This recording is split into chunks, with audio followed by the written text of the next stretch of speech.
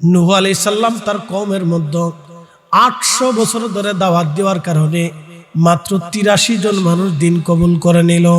দাওয়াত দিল 800 বছর। এই 800 বছর দাওয়াত দিলেন, মানুষ কবুল করে না। নূহ নবী এসে কানতে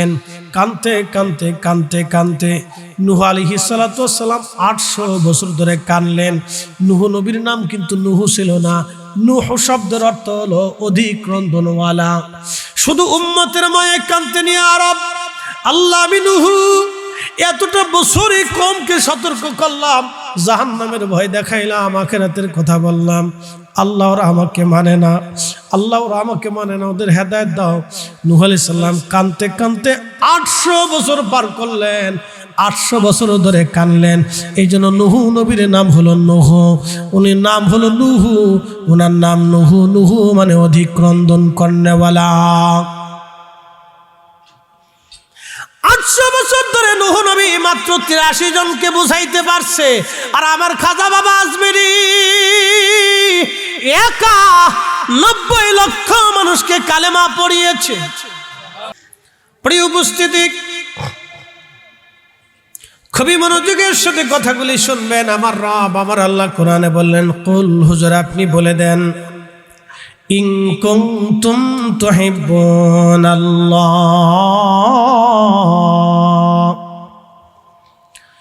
ইন কুনতুম তুহিব্বুনাল্লাহ ফাত্তাবিউনি ইউহিব্বুকুমুল্লাহ ওয়া ইয়াগফির লাকুম যুনুবাকুম ওয়াল্লাহু গফুরুর রহিম।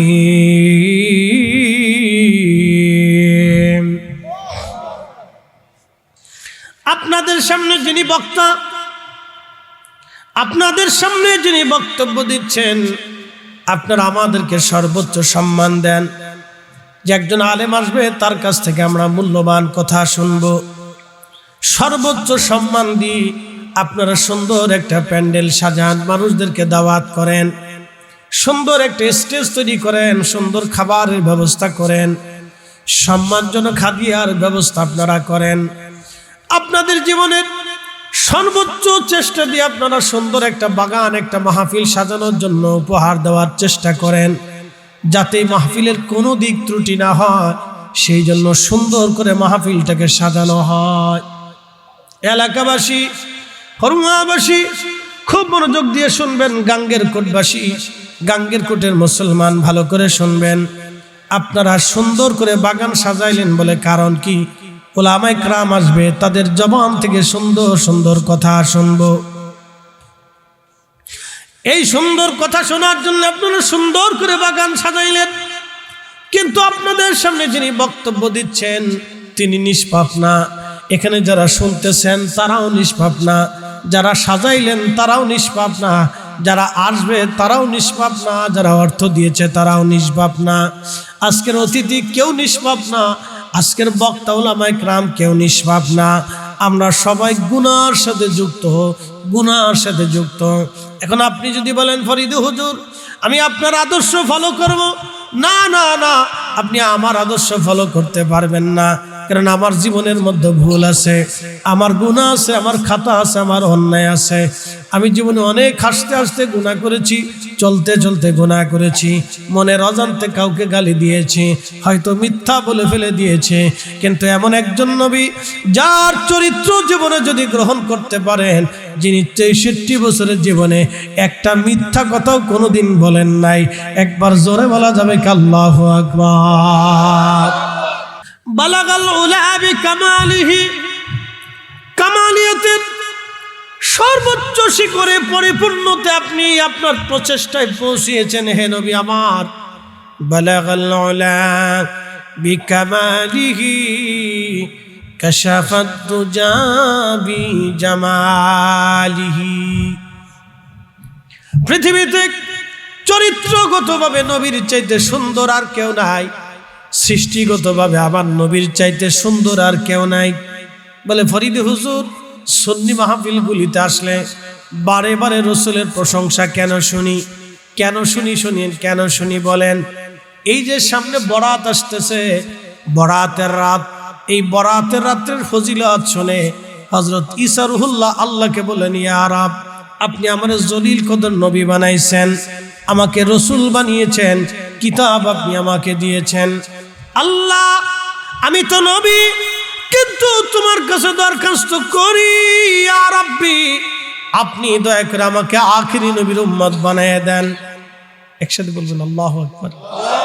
আল্লাহ তামাম সৃষ্টির সমস্ত ফেরেশতাকে আমার রব্বুল আলামিন একত্রিত করলেন। একত্রিত করার পরে আল্লাহ ঘোষণা করলেন, আল্লাহ মহাসম্মেলন করে আল্লাহ বলেন ওয়াইদ ক্বালা, আল্লাহ বললেন আমার নবীজি আপনি স্মরণ করেন,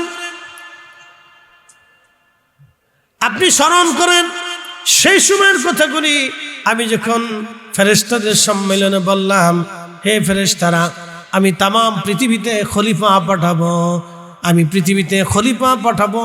ফেরেশতারা সেদিন বলল ক্বালু আতাজআলু ফিহা মান ইউফসিদু ফিহা ওয়া ইয়াসফিকু দিমা।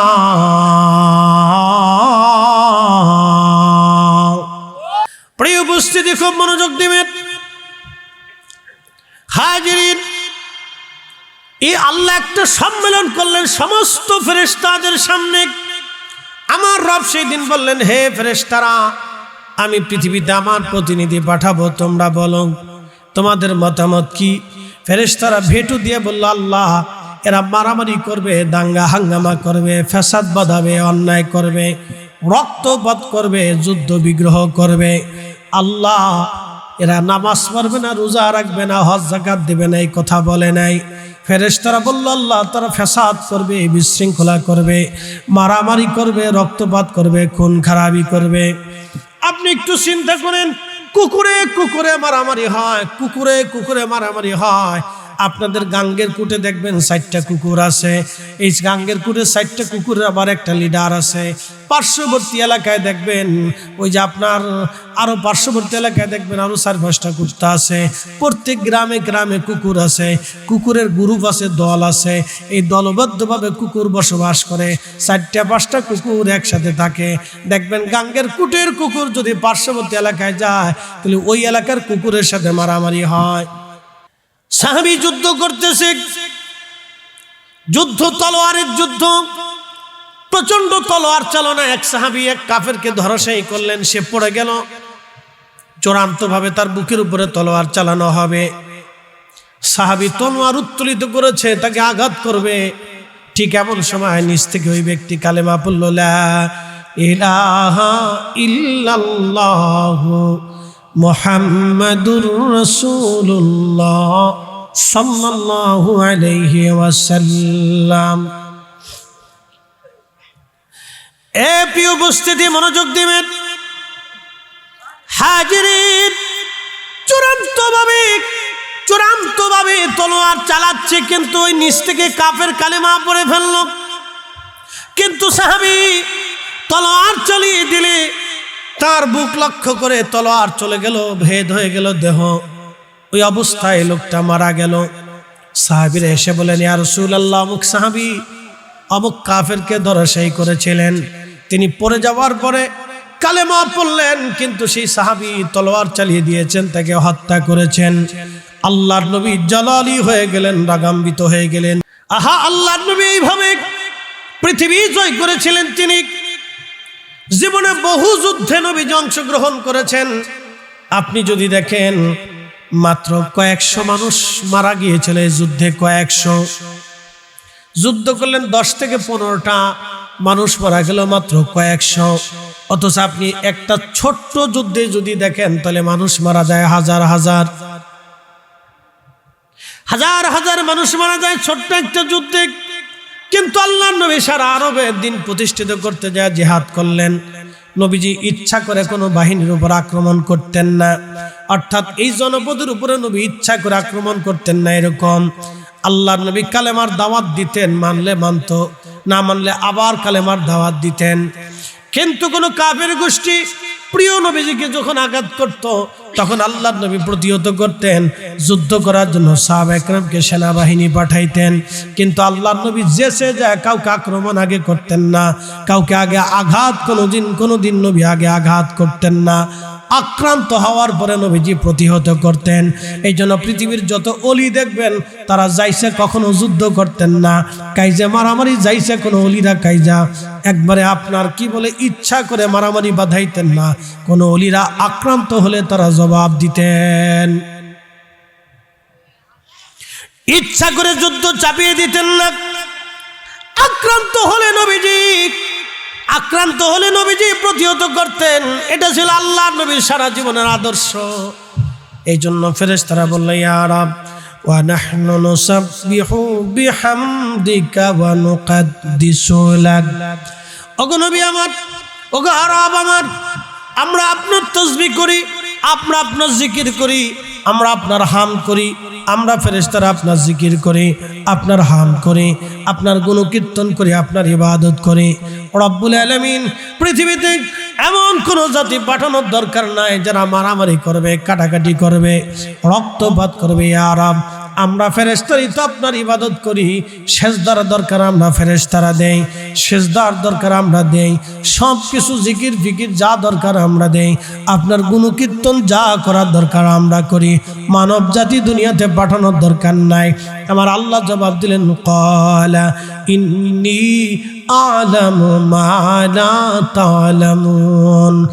এ ফেরেশতারা, আমি যা জানি তোমরা তা জানো না, আমি যা জানি তোমরা তা জানো না, আমি যা জানি তোমরা তা জানো না, আমি যা জানি তোমরা তা জানো না।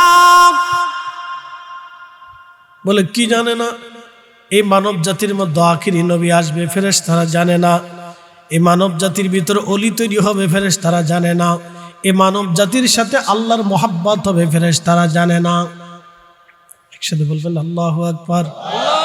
আচ্ছা বলেন তো, আল্লাহ সেই মহাসম্মেলন করিয়া আমার রব আমার আল্লাহ ফেরেশতাদেরকে আমাদের জানান দিয়ে দিলেন, ফেরেশতারা আমি পৃথিবীতে পাঠাবই, কারণ আমি যেটা জানি তোমরা সেটা জানো না, আমি যেটা বুঝি তোমরা সেটা বুঝো না। তো আল্লাহর নবী যাচ্ছেন, সাহাবীরা করো কি? বলে আল্লাহ জিকির করি, হাম করি। বলে কেন করো? বলে আলামা হাদানা লিদীনিহি, আল্লাহ আমাদেরকে দিন দিয়েছেন, হেদায়েত দিয়েছেন, দিন দিয়েছেন, হেদায়েত দিয়েছেন। আমরা আগে গোমরা ছিলাম, ওযু কেমনে করতে হবে জানি না, আমরা স্ত্রীর সাথে কেমন ব্যবহার করতে হবে জানি না, বাবা মার খেদমত কেমনে করতে হবে জানি না, বন্ধু বান্ধবের সাথে কিভাবে চলতে হবে জানি না, লেনদেন ব্যবসা বাণিজ্য কেমনে হবে জানি না, কোনটা হালাল কোনটা হারাম আমরা তাও জানি না, কোনটা খাবো কোনটা ছেড়ে দেবো আমরা তাও জানি না, আমরা তাও জানি না। হুজুর জান্নাত আছে না জাহান্নাম আছে আমরা তাও জানি না, আল্লাহ আছে না নাই আমরা তাও জানি না, কবরে আযাব হবে আমরা তাও জানি না, কবর হবে আমরা তাও জানি না, ফেরেশতা আছে আমরা তাও জানি না। ইয়া রাসূলুল্লাহ, আল্লাহ আমাদেরকে হেদায়েত দিয়েছেন, আমরা পথভ্রষ্ট ছিলাম, আমরা হেদায়েত পেয়েছি। আরেকটা হলো আমান্না আলাইনা বিকা, আপনি নবী নামক মহান নিয়ামত আল্লাহ আমাদেরকে দিয়েছেন। এক নম্বরে আমরা হেদায়েত পেয়েছি, দুই নম্বরে আপনি নবী পেয়েছি। নবীজি বললেন, সাহাবীরা তোমরা কসম করো।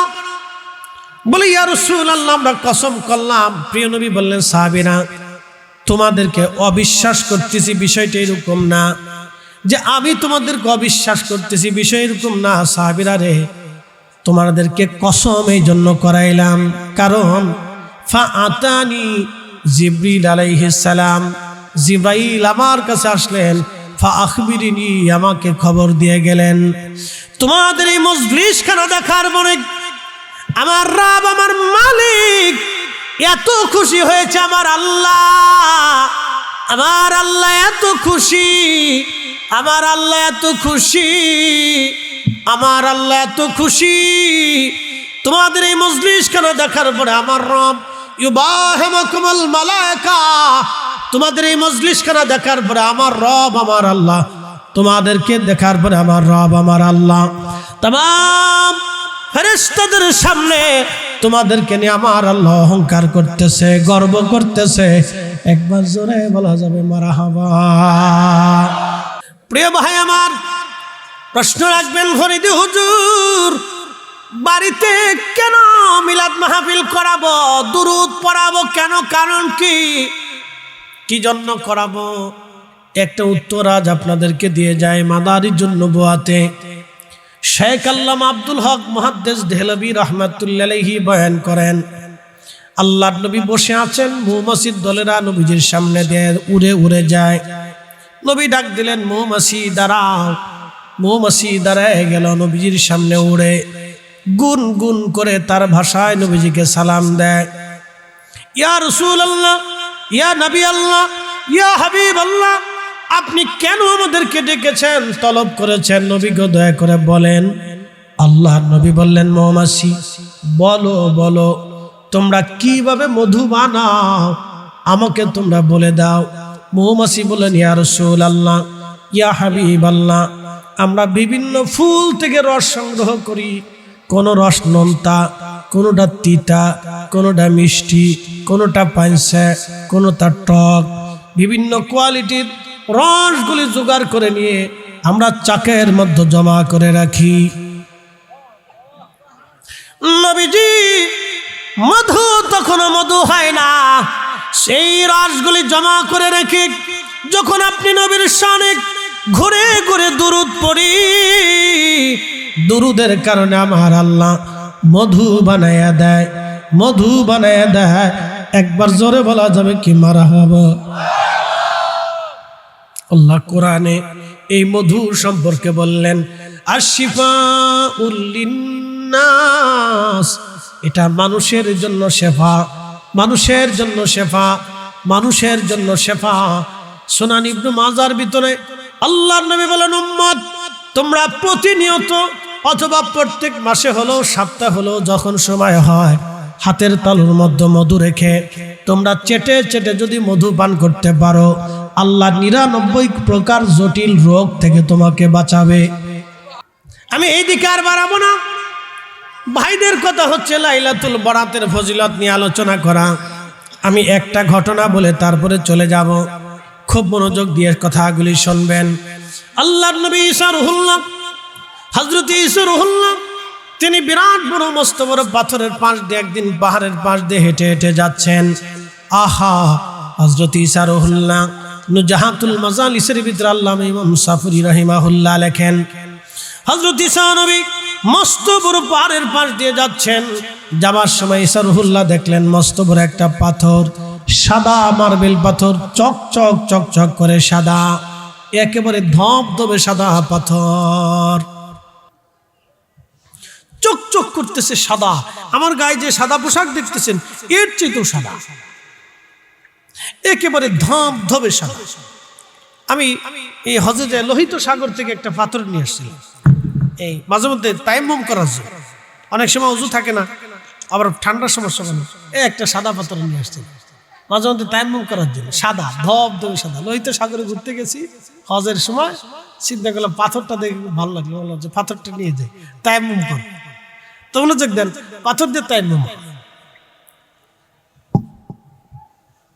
তো খুব মনোযোগ দিবেন। হযরত ঈসা রুহুল্লাহ আলাইহিস সালাম সাদা ধবধবে পাথর দেখে বলতেছে, আল্লাহ এত সুন্দর পাথর তুমি বানাইলে? বলে হ্যাঁ বানাইছি। বলে আল্লাহ কি আছে? বলে দেখতে চাও? বলে হ্যাঁ রব দেখতে চাই। বলে তো তোমার হাতের লাঠি দিয়ে বাড়ি দাও। তো মাঝখানে বাড়ি দিয়েছে, সাথে সাথে পাথর দুইটা টুকরা বিভক্ত হয়ে আলাদা হয়ে গেলে ঈসা নবী দেখে মাঝখানে একজন লোক হাতের উপরে লাঠির উপরে ভর দিয়ে আল্লাহ জিকির করতেছে। না হয় না, আরো জোরে। কি আশ্চর্য মনে হচ্ছে না যে এটা গাঁজাখুরি গল্প? পাথরের ভিতরে মানুষ কেমনে বাঁচে? এখন আপনি বলেন মুরগির ডিমের ভিতরে মুরগির বাচ্চা কেমনে বাঁচে? বলেন। আপনার পাথরের কাছে তো যাওয়ার দরকার নেই, আপনি মুরগির ডিমের কাছে যান। মুরগির ডিমের ভিতরে মুরগির বাচ্চা কে বাঁচায়? না না, একসাথে বলেন, কে বাঁচায়? মুরগির ডিমের ভিতরে মুরগি কে বানায়? আল্লাহ বানায়। একসাথে বলেন আল্লাহু আকবার। যে আল্লাহ মুরগির ডিমের ভিতরে মুরগির বাচ্চা বাঁচাইতে পারে, সেই রব্বুল আলামিন পাথরের ভিতরে মানুষ বাঁচাইতে পারে। কথা বলেন ঠিক কিনা? একবারে সহজ।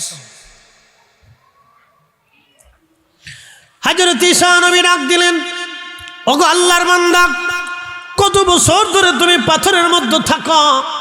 বলে হুজুর আমি 400 বছর ধরে পাথরের মধ্যে আছি। বলে খাও কি? বলে আল্লাহ পাথরের মধ্যে আঙ্গুর গাছ লাগাইছে, এই আঙ্গুর খেয়ে খেয়ে আমি 400 বছর বেঁচে আছি। হযরত ঈসা নবী আল্লাহকে ডাক দিয়ে বলেন, রব্বি, এর চাইতে দামি কি কোনো বান্দা তুমি দুনিয়াতে বানাইছো নি? এর চাইতে মর্যাদাওয়ালা দামি কোনো বান্দা দুনিয়াতে আসেনি আল্লাহ। আল্লাহ ডাক দিলেন, হ্যাঁ ঈসা, এর চাইতে দামি মর্যাদাবান আল্লাহ বান্দা দুনিয়াতে বানাইছি। বলে আল্লাহ তারা কারা? বলে আমার আখিরি নবীর উম্মত, আমার আখিরি নবীর উম্মত। তারা এই 400 বছর ধরে নেকি যাহা করলো, আমার এই আখিরি নবীর উম্মতের একটা রাত্রি ইবাদত করলে আমি এই ব্যক্তির চাইতেও বেশি পরিমাণে নেকি আমার বান্দার আমল নামায় আমি লিখে দেব। আমি আমার আখিরি নবীর উম্মতের আমল নামার মধ্যে লিখে দেব। একবার জোরে বলা যাবে কি মারহাবা? কখনো তোমাকে যদি ভুলি, হেদায়েতের আলো জেলে নিয় কাছে তুলি, ঠাই দিও প্রিয়তম, ঠাই দিও প্রিয়তম অগমহিয়ান। তুমি রহমান, তুমি মেহেরবান, অন্ধ গাহে না শুধু তোমারি গুণগান, বুঝেও বুঝে না তবু শান। তুমি রহমান, তুমি মেহেরবান। আল্লাহর নবী বললেন, হিংসুককে আল্লাহ মাফ করে না, মুসাহিনকে আল্লাহ মাফ করে না। যারা হিংসা করে আল্লাহ তাকে মাফ করে না।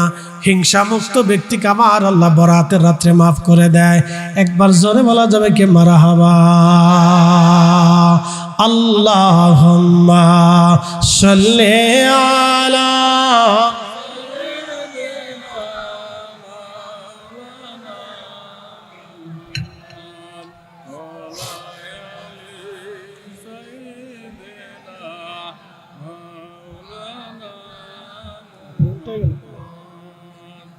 তুমি আল্লাহর প্যারা হাবিব, তোমার তুলনা নাই কেউ আর। তোমার মতো আকাশ ভ্রমণ করেনি কোন পয়গম্বর। আল্লাহুম্মা সাল্লি আলা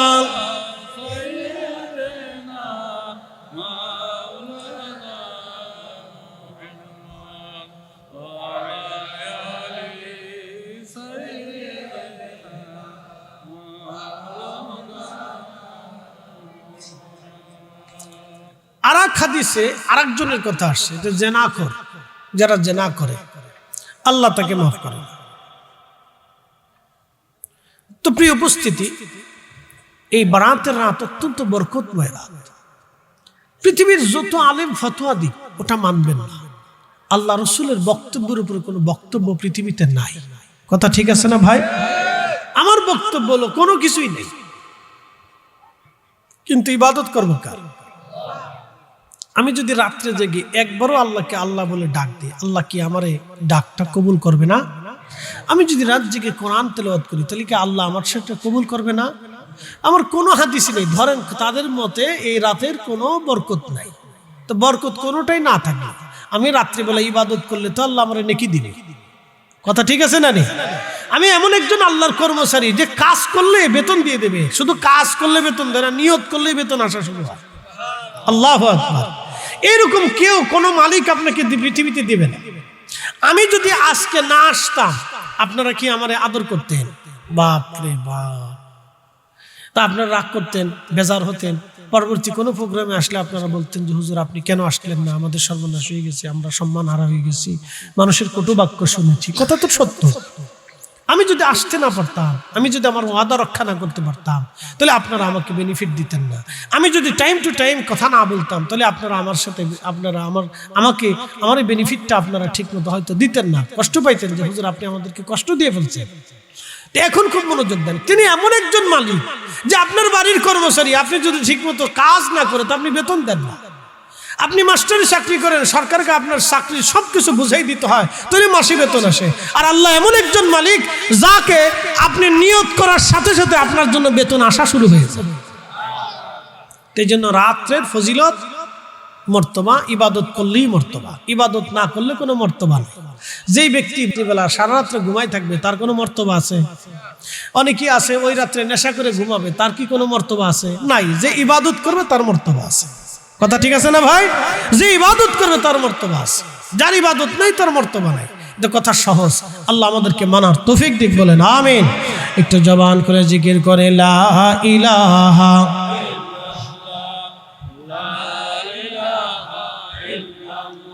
জোরে লা ইলাহা, একটু জিকির করে আল্লাহ আল্লাহ আল্লাহ আল্লাহ আল্লাহ আল্লাহ।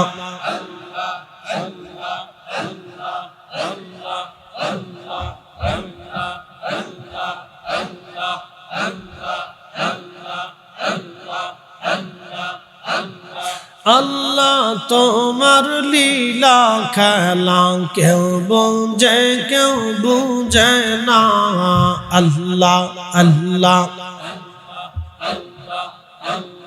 কাউকে রাখো গাছতলাতে, কাউকে রাখো বালাখানায়, কাউকে রাখো গাছতলাতে, কাউকে রাখো বালাখানায়। আল্লাহ তোমার লীলা খেলা কেউ বুঝে না। আল্লাহ আল্লাহ আল্লাহ।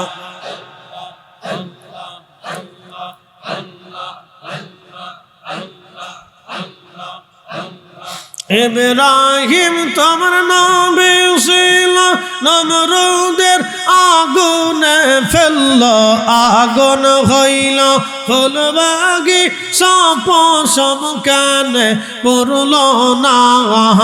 আগুন হইল ফুলবাগি সপসম কানে পড়ল না। আল্লাহ তোমার লীলা খেলা কেউ বুঝে না। আল্লাহ আল্লাহ।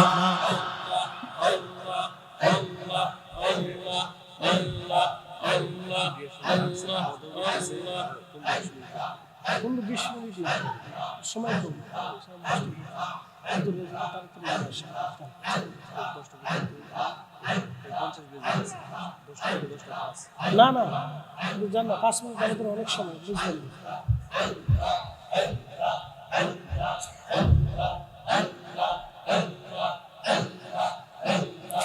আল্লাহ তোমার লীলা খেলা কেউ বুঝে না। আল্লাহ আল্লাহ। কাউকে রাখো গাছতলাতে, কাউকে রাখো বালাখানায়। আল্লাহ কাউকে রাখো গাছতলাতে, কাউকে রাখো বালাখানায়। আল্লাহ তোমার লীলা খেলা। কি কথা ঠিক আছে না? মারামারি হয়, বিরাট যুদ্ধ হয়, বিরাট যুদ্ধ, বাপরে বাপ যুদ্ধকারী কয়। এই তুমুল যুদ্ধে মানুষও অতিষ্ঠ হয়ে যায়, কিন্তু খুন হয়েছে আজ পর্যন্ত দেখছেন? বলেন, কুকুরে খুন করছে আজ পর্যন্ত দেখছেন? এক কুকুর আর এক কুকুরে কামড়ায় মেরে ফেলে দিছে, কোনোদিন দেখছেন? দেখবেন না। মুরগা মারামারি হয়, এক মুরগা আর এক মুরগারে মেরে ফেলছে, কোনোদিন দেখবেন না। বিড়ালে মারামারি হয়, বাপরে বাপ, বিড়ালের হাতা কি মারাত্মক, হাতার হাতা এমন ভাবে 4G স্পিডে মারামারি করে, কিন্তু রক্ত বেরোয় না। একসাথে বলবেন আল্লাহু আকবার। না না, আপনার বোঝার অনেক কিছু আছে এখান থেকে। এটা ওয়াজ, বলবো হুজুর এটা কি ওয়াজ? হ্যাঁ এটা ওয়াজ। আপনি এটা বুঝলে মারামারি করবেন না কোনোদিন। আপনি যদি এটা বুঝেন তাহলে এই রক্তপাত হবে না। তো বিড়াল তার জাতি ভাইকে মেরে ফেলে দেয় না। খুন করে না, তার রক্ত ঝরে না, জাতি ভাই রক্ত ঝরে না, অথচ আমরা মানুষ, এক মানুষ আর এক মানুষকে খুন করতেছি, এক মানুষ আর এক মানুষকে রক্তপাত করতেছি। আজকেও ভিডিওতে দেখলাম এক অটো চালকের গলা কেটে জবাই করে তার অটো নিয়ে চলে গেছে। আচ্ছা, অটোর দাম কত? 1.5 লক্ষ টাকা। তো 1.5 লক্ষ টাকা যে ছেলেটার জন্য অটো কিনে দিল, মায়ের অনেক গহনা বিক্রি করে, বাবার হয়তো জমির একটা কোনা বিক্রি করে ছেলেটার জন্য একটা অটো কিনে দিয়েছে, ছেলেটা যাতে কিছু কর্মসংস্থান করতে পারে। সে সারাদিন পরিশ্রম করে 1,000 টাকা রুজি করে, খরচ খরচা বাদ দিয়ে 500-700 টাকা তার থাকে। এটা দিয়ে সে মার জন্য খাবার কিনে, বাবার জন্য খাবার কিনে। যারা ডাকাতি করিয়া তার গলা কেটে নিয়ে হত্যা করলো, অটোটা নিয়ে চলে গেল, অটোও চলে গেল, সন্তানটাও চলে গেল। আপনি বলেন তো, আপনি চিন্তা করেন তাহলে তারা মানুষ কি করে? আপনি মুসলমানের হিসাব করে আসেন, আপনি মুসলিমের হিসাব করে আসেন। মুসলিম তো এটাকে বলে না। মুসলিম কি? আসলামতু লিরাব্বিল আলামিন, আমার জীবনের সব কিছু আল্লাহর জন্য হবে, তাহলে সে মুসলিম। একসাথে বলবেন আল্লাহু আকবার। না না, আরো জোরে বলেন আল্লাহু আকবার। তাহলে আপনি বুঝেন, তাহলে এই অটোওয়ালার জীবন চলে গেল, অটোটাও চলে গেল, সে বৃদ্ধ বাবা মার জিন্দেগি কাঁদতে কাঁদতে পার হল। বলেন, যে মানুষের চোখের পানি ঝরাইলো, আপনি কি ভাবছেন আল্লাহ ফায়সালা করবে না? ইয়া রাব্বি, ফায়সালা তো হবেই, বড় কঠিন ফায়সালা হবে, দুনিয়াতেও ফায়সালা হবে। তার ঘুম কেড়ে নিয়ে যাবে আল্লাহ, তার ঘুম কেড়ে নেবে। ঘুম, আল্লাহর কসম করে বলি, ঘুম কেড়ে নেবে। যারা মানুষ হত্যা করে তাদের ঘুম আসে না, তাদের ঘুম কেড়ে নেয় আল্লাহ। তারা নেশা করে ঘুমাইতে পারে না। আল্লাহ তাদের বছরের পর বছর ধরে ধরে শাস্তি দিতে থাকে। শাস্তি তো দুনিয়াতে হবেই, মৃত্যুর সময় তাদের মৃত্যুটা হবে ভয়ঙ্কর মৃত্যু। শুধু মৃত্যু ভয়ঙ্কর হবে না, তার কবর হবে বড় ভয়ঙ্কর। শুধু কবর ভয়ঙ্কর হবে না, তার হাসর হবে আরো ভয়ঙ্কর। কোরআন বলতেছে, মান কাতালা নাফসান বিগাইরি নাফসিন আও ফাসাদিন ফিল আরদি ফাকান্নামা কাতালান নাস জামিআ। হে মানুষ, তুমি যদি নিরপরাধ একজন মানুষকে হত্যা করো, तमाम পৃথিবীর মানুষকে মেরে ফেললে যে অপরাধ একজন নিরপরাধ মানুষকে মেরে ফেললে সেরকম অপরাধ হবে। আপনি একটু বুঝেন, যুদ্ধ চলতেছে, কঠিন যুদ্ধ। আসতে হয়ে গেল না? না, আরো জোর। আমি বলছি না যে নূহ আলাইহিস সালামের চাইতে খাজা বাবার দাম বেশি, আমি এটা বলতেছি না। এই উম্মতের মর্যাদা বুঝাইতেছি। এজন্যই এই উম্মতের ব্যাপারে সব নবীরা বলতো, আল্লাহ ওই নবীর উম্মত বানাই দাও, কারণ এই নবীর উম্মতদের দিল নরম। একসাথে বলেন মারহাবা। কি নরম? আপনার এখানে বসছেন কেন? টাকা দেওয়া হবে? জোর করা হয়েছে? চলে গেলে জোর করে বসানো হবে? না না, আপনার ইচ্ছা করে বসছে। এটাই আল্লাহর সাথে প্রেম। কার সাথে প্রেম? মাহে রমজান আসতেছে না? আসতেছে নি তো রোজা রাখবেন, সারাদিন পানাহার মুক্ত। আল্লাহর নিষিদ্ধ কাজগুলি আপনি নিষিদ্ধ করে দিলেন। সুবে সাদিক থেকে সূর্যাস্ত পর্যন্ত সব নিষিদ্ধ। ইফতার করতে বসছেন, খাবার সামনে, পেটে ক্ষুধা, পানিও সামনে, বুকে তৃষ্ণা, প্রচন্ড তৃষ্ণা, অনেক বড় তৃষ্ণা, ছাতি পেটে যাচ্ছে, কষ্ট হচ্ছে, শরীর দুর্বল হয়ে আসতেছে, ক্ষীণ হয়ে আসতেছে। খাবার সামনে, আপনি তখনও খান না। খাবার সামনে আসছে, ইফতার আর 10টা মিনিট সময় আছে, আপনি খাবার হাত দিয়ে লাড়ান, পানি ধরেন, খাবারের দিকে চেয়ে রয়েছেন কিন্তু খান না। ঠিক ঠিক তখনই আল্লাহর সাথে বান্দার প্রেম হয়। আমার রাব ঠিক তখনই তামাম ফেরেশতাদেরকে বলে, এ ফেরেশতারা, তোমরাই না বলছিলা আমার বান্দারা আতাজালু ফিহা মাইয়ুফসিদু, তারা বলে ফাসাদ করবে, ওয়াসফিকু দিমা, তোমরা না বলছিলে এরা বলে রক্তপাত করবে। হে ফেরেশতারা, তোমরা না বলছো নাহনু নুসাব্বিহু, তোমরাই বলে তাসবিহ করবে, ওয়া বিহামদিকা, তোমরা বলে হাম করবে, ওয়া নুকাদ্দিসু লাক, তোমরাই বলে আমি আল্লাহর পবিত্রতা বর্ণনা করবে। হে ফেরেশতারা, দেখ আমার বান্দাকে ক্ষুধা দিয়েছি, তোমাদের ফেরেশতাদেরকে ক্ষুধা দেই নাই। আমি আমার বান্দাকে কাম, ক্রোধ, লোভ, মোহ, কামনা, বাসনা, হিংসা, রিয়া, আশা, আকাঙ্ক্ষা, যাতনা, দুঃখ, বেদনা, সুখ সব নেগেটিভ দিয়েছি, সব পজিটিভ দিয়েছি। এ ফেরেশতারা, তোমাদেরকে পজিটিভ দিয়েছি, নেগেটিভ দিইনি। দেখ আমার বান্দার কলিজায় তৃষ্ণা, পেটে ক্ষুধা, সামনে খাবার, এখন হাত নাড়াচ্ছে, ইচ্ছা করলে খেতে পারে, কিন্তু আমার বান্দা আমার ভয়ে খাচ্ছে না। হে ফেরেশতারা, তোমরাই বলে জিকির করবা, দেখো আমার বান্দারা বসে বসে আমি আল্লাহর ভয়ে পানি পান করে না, আমি আল্লাহর ভয়ে তারা খাবার খায় না। এই ফেরেশতারা, তোরা সাক্ষী থাক, আমার বান্দার জীবনে সব গুনাহ মাফ করে দেব। না, আরো জোরে বলেন, জোরে বলেন, একসাথে বলেন আল্লাহু আকবার, আরো জোরে বলেন আল্লাহু আকবার। দয়া কা আল্লাহ ইয়া রাসূল, ঘরে ঘরে আমি মুক্তাসার ভাবে আল্লাহর প্রেম বুঝাই। ফেরেশতাদের ভিতরে খাজা বাবা আজমিরি নাই, জিনদের ভিতরে হুজুর গাউসে পাক নাই, পৃথিবীর কোন মাখলুকের মধ্যে শাহজালাল ইয়ামিনী মুজাররিদি নাই। এটা মানুষের ভিতরে, এটা মানুষের ভিতরে আল্লাহ আমাদেরকে শ্রেষ্ঠত্ব দিয়েছেন, কিন্তু শ্রেষ্ঠত্ব নিতে হবে। আল্লাহ বানাইলেন কত জাতি,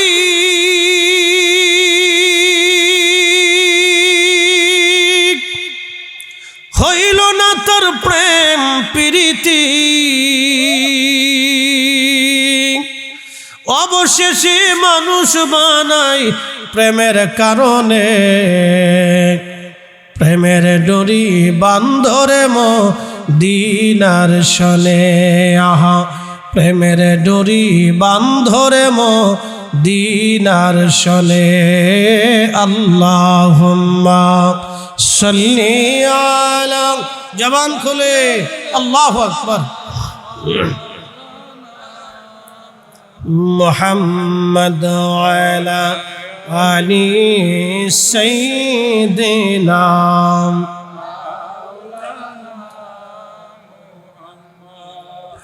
এ পৃথিবী এমনি থাকবে, আমরা একদিন থাকব না, সবাই আমাদের ভুলে যাবে, রসূল আপনি ভুইলেন না। আল্লাহুম্মা সাল্লি আলা মাওলানা মুহাম্মদ আলা আলি সাইয়্যিদিনা।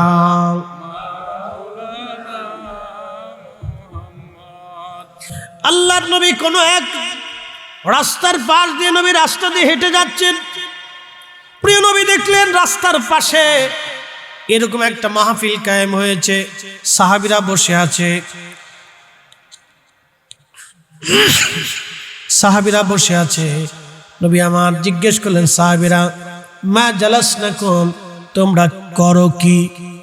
বলে নাদউল্লাহি ওয়া নাহমাদুহু, ইয়া নবী আল্লাহ, আমরা আল্লাহ জিকির করি, আল্লাহর হামদ করি। একসাথে বলি মারহাবা। এই হাদিস থেকে বুঝবেন সাহাবায়ে কেরাম দলবদ্ধভাবে একটা মাহফিল কায়েম করছে।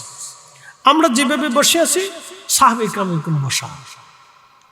তো রাস্তার পাশ দিয়ে নবীজি যাচ্ছেন, তো জিজ্ঞেস করলেন মা জালাসনাকুম, এ আমার সাহাবীরা তোমরা এখানে বসে করো কি? বলে নাদউল্লাহ, আল্লাহকে ডাকি, ওয়া নাহমাদুহু, আল্লাহর প্রশংসা করি। একসাথে বলেন মারহাবা। আমরা এখানে বসে কাকে ডাকি? একসাথে বলেন কাকে? মিলাদুন নবীর মাহফিল দিয়ে আমরা কাকে ডাকি? তো আল্লাহকে ডাকলে বেদাত কেন হয়? বলে কেন বেদাত? আমরা মিলাদের মাহফিল দিয়ে দুরূদ শরীফ পড়ে জিকির করে দোয়া করে কাকে ডাকি?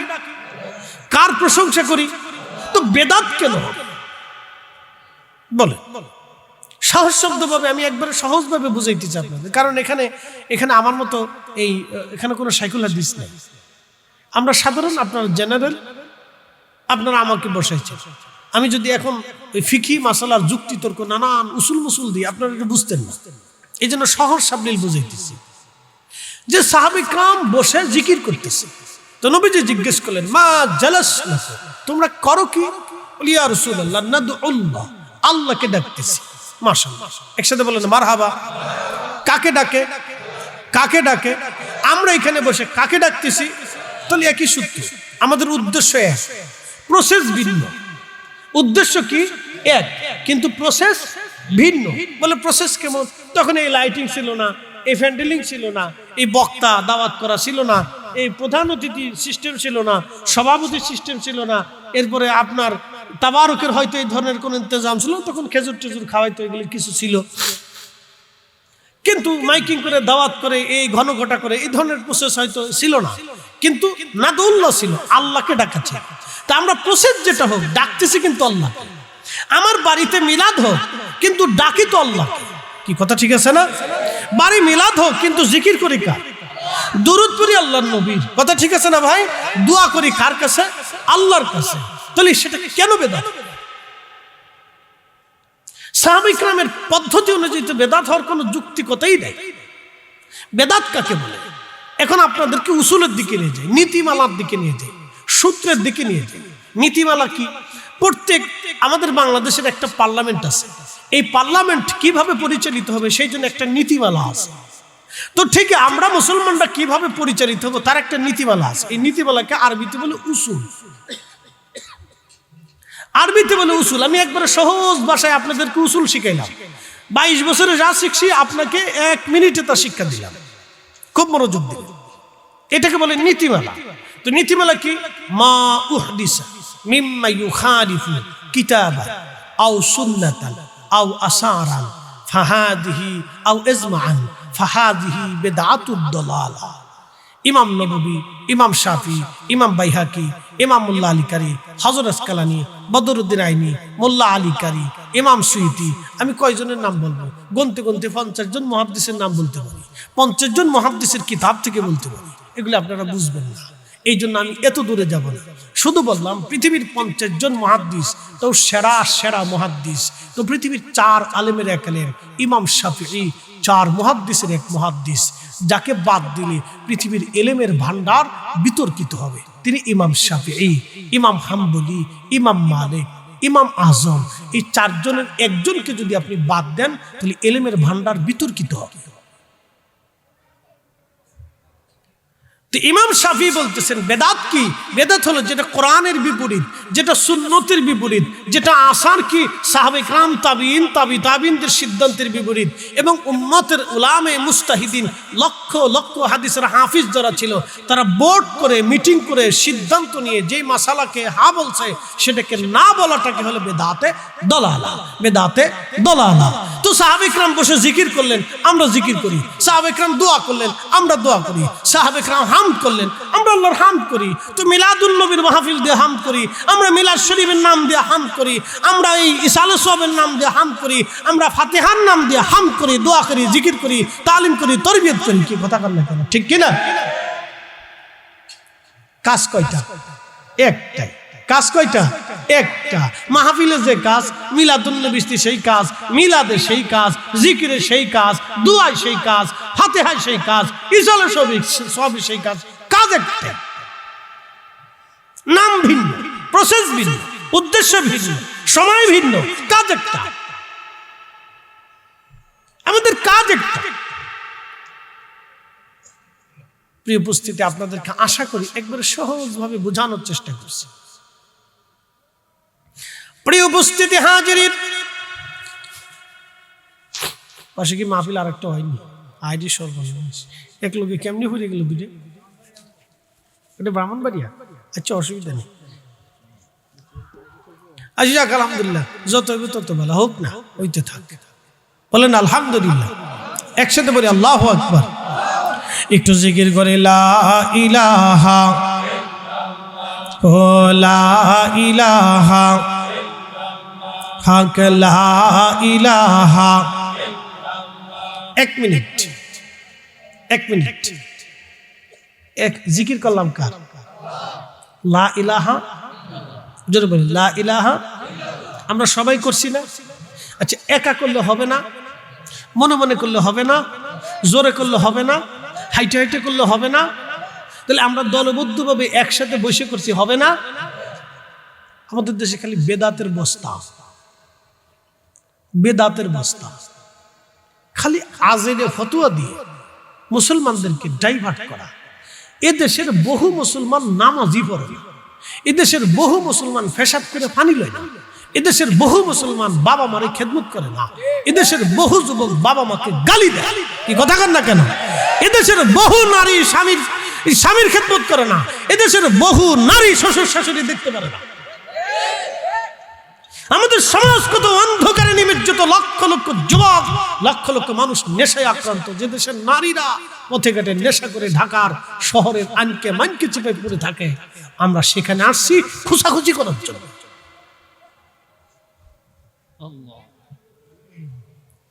একসাথে বলুন মারহাবা। কয়টা জিনিস পাইছি জোরে বলেন, একসাথে বলেন কয়টা? আমি সবসময় বুঝের ওয়াজ করি, বেহুদা ফাউফেসাল আমার কাছে পাবেন না। আমি যদি 5 ঘন্টা ওয়াজ করি তো বুঝের ওয়াজ করি। আমি 4.5 ঘন্টা একটানা দাঁড়ায় থেকে ওয়াজ করার বক্তা আমি, ইনশাল্লাহ। আমার দিয়ে আল্লাহ এটা করেছে, এক রাতে 5টা ওয়াজ করার বক্তা আমি। বুঝবেন, এটা মনে হবে আপনার কাছে আশ্চর্য। আমি 8 ঘন্টা এক রাতে ওয়াজ করছি। 8 ঘন্টায় আমি বেহুদার সময় নষ্ট করিনি। 8টা ঘন্টায় আমি মানুষকে ভালো কিছু বোঝানোর চেষ্টা করেছি। 8টা ঘন্টায় বুঝেছি। বলে কি করে সম্ভব? বলে আল্লাহ দয়া করছে তাই। আপনাকেও যখন আল্লাহ দয়া করবে তখন আপনি পারবেন। এটা আমাদের কোনো শক্তি নেই, এটা আল্লাহ দয়া করছে তাই পারবে। তো খুব মনোযোগ দিন। এখানে হয়তো 2 ঘন্টার সময় আমাকে দিতে হবে, 10টা পর্যন্ত টাইম, হয়তো 5-7 মিনিট আগে আমি সেরে যাবো।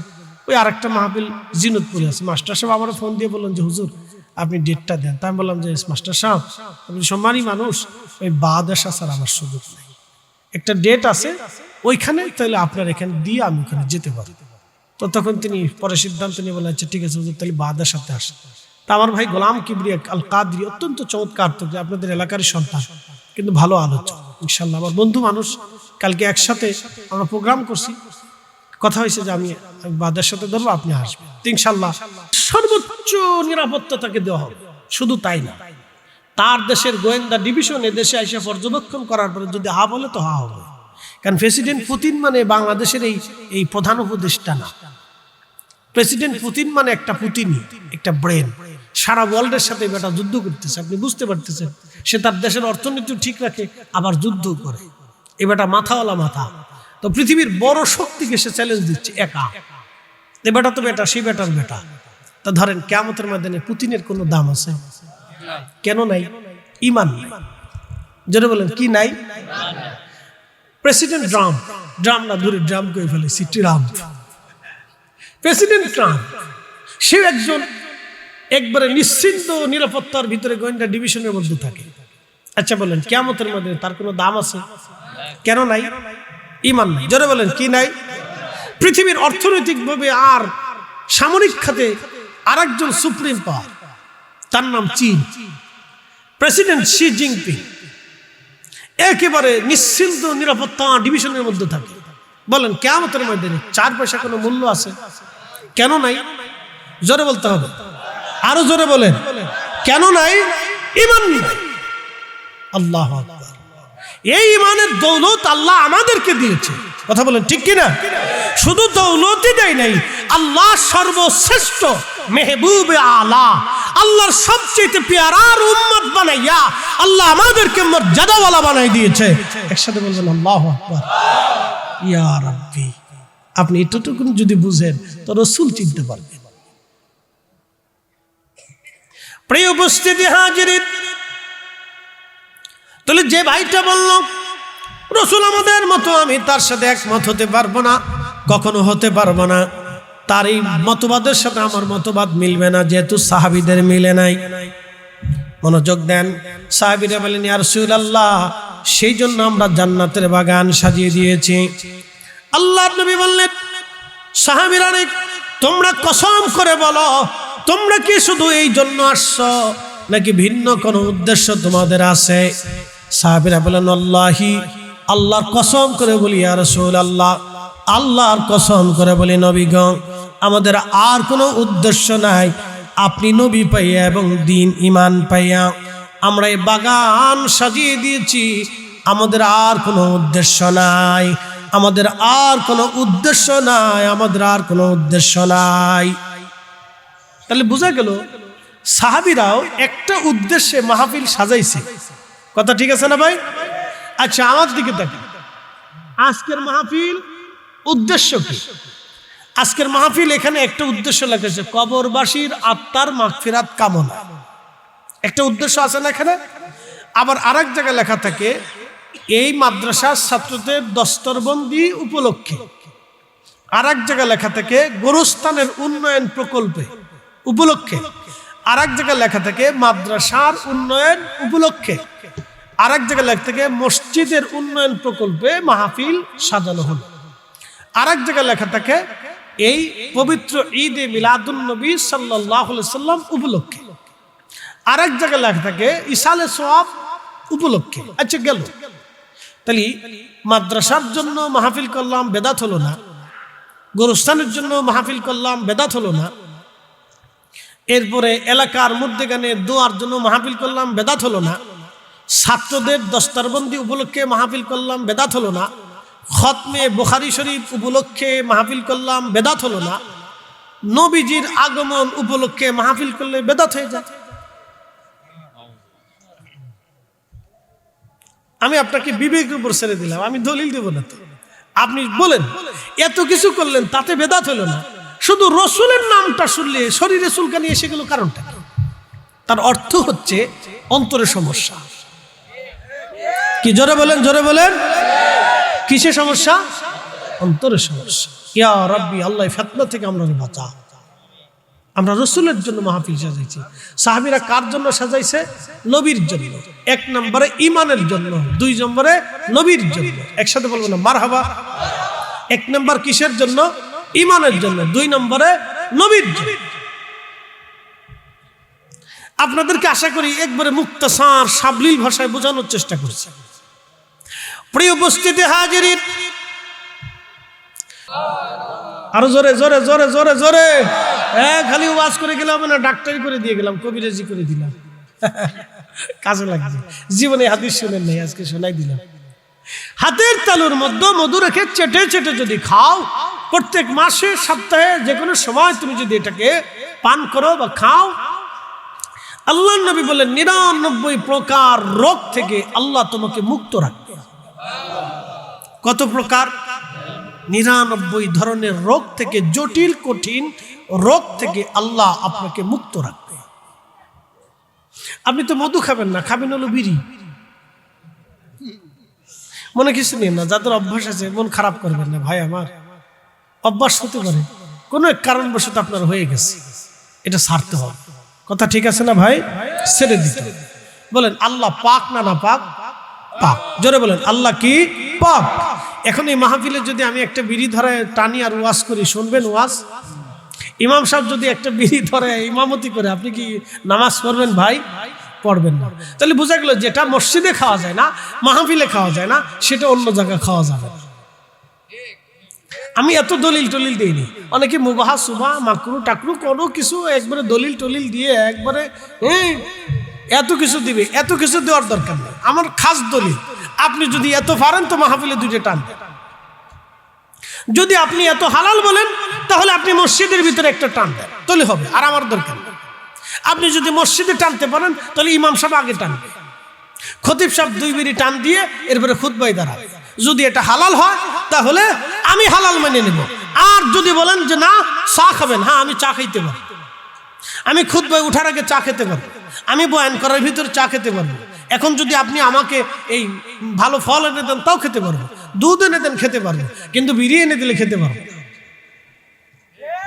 কি কথা কর না কেন?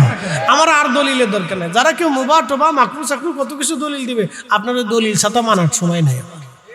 যদি আপনি এত দলিল দেন তাহলে মাহফিলে এসে দুইটা টান দেন, বাস, তাহলে আমরাও আর শুনবো আপনার, দেখি কতদূর পর্যন্ত মুসল্লি পাওয়া যায়। শেষ।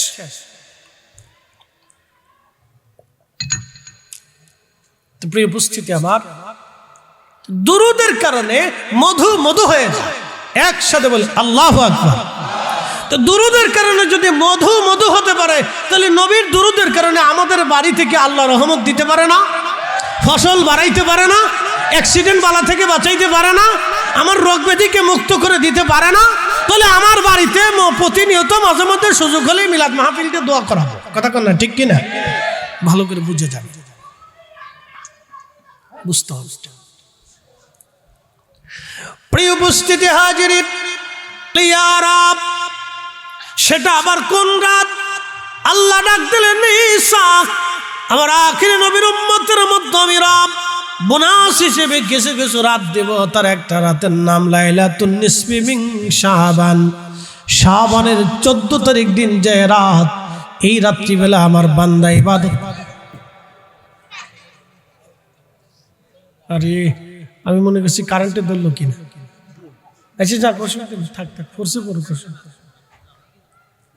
আমি ভাবছি কারেন্টে শক করলো করে ধরে বসলে তো বিপদ। একসাথে বলি আল্লাহু আকবার, লা হাওলা ওয়ালা কুওয়াতা ইল্লা বিল্লাহ। 400 বছর। একসাথে বলুন কত বছর? এক রাতে কত বছর? 400 বছর। একসাথে বলবেন আল্লাহু আকবার। এখন 400 বছরের চাইতে বেশি নিক হয় এরকম দলিল দেব? দিয়ে যায়। তাহলে বরাতের রাত্রে ইবাদত করলে আল্লাহ মাহরুম করে না, সবাই আল্লাহ মাফ করে দেয়। সব মাফ হবে, মুশরিক ব্যতীত সব মাফ হবে, কিন্তু একজনের মাফ হবে না, মুশাহিন। বলে মুশাহিন কি? হিংসুটে। একজনে ভালো করলে হিংসা করে, একজনের বক্তব্য ভালো হলে হিংসা করে, জনপ্রিয়তা বাড়লে হিংসা করে।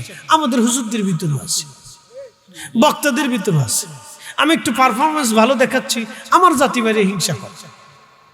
একটু হাদিয়া মানুষ বেশি দেয়, করে বেশি কেন দেয়? হিংসা করে। এটা আছে। এক সিএনজিওয়ালা আর এক সিএনজিওয়ালার লোকে হিংসা করে, ও মনে হয় আমার যাত্রী নিয়ে গেল। এক দোকানদার আর এক দোকানদার হিংসা করে, ও আমার কাস্টমার নিয়ে চলে। আচ্ছা বল, রিজিকের মালিক কে? ইজ্জতের মালিক কে? রাজনীতি ভাবে এক চেয়ারম্যান আর এক চেয়ারম্যানকে হিংসা করে, এক ক্যান্ডিডেট আর এক ক্যান্ডিডেটকে হিংসা করে। কি কথা ঠিক আছে না? করে। এটা সারা পৃথিবীতে আছে। তো হিংসুক, আল্লাহ রাসূল বলে হিংসুকরে আল্লাহ মাফ করবে। শেষ। তবে হিংসাটা আমাদের মহিলাদের ভিতরে আরো মারাত্মক। বাপরে বাপ, হোম মিনিস্টারের পাওয়ার খুব বিরাট। এটা নাম দিয়েছে হোম মিনিস্টার। কুরবানি সামনে আসতেছে, যদি কুরবানি আসে দেখবেন ফ্রিজে গুতায় গুতায় গুতায় গুতায় যত বরফ আছে সব বের করবো। বেশি গুলার দাওয়াত দিত না, পেরা আছে মনে হয় শুনতেছে ভিতরতে। হোম মিনিস্টারদের হিংসা বিরাট, খুব মারাত্মক। বাপরে বাপ, 3 ভাইয়ের বউ এক লগে থাকতে পারে না, বিরাট ঝগড়া, মনোমালিন্য। এটা দিয়ে দেখতে পারে না, এটা দেখতে পারে না। হের দুর্নাম হের কাছে, হের সুনাম হের কাছে, হের পিছনে এক সময় হের গুতাগুতি। কি যে ফেরার ফেরা, ইয়া রব্বি, হিংসা হিংসা হিংসা হিংসা, বড় ভয়াবহ হিংসা। হিংসার কারণে কত ফ্যামিলি নষ্ট হয়, কত মানুষের জীবন চলে যায়। হিংসা।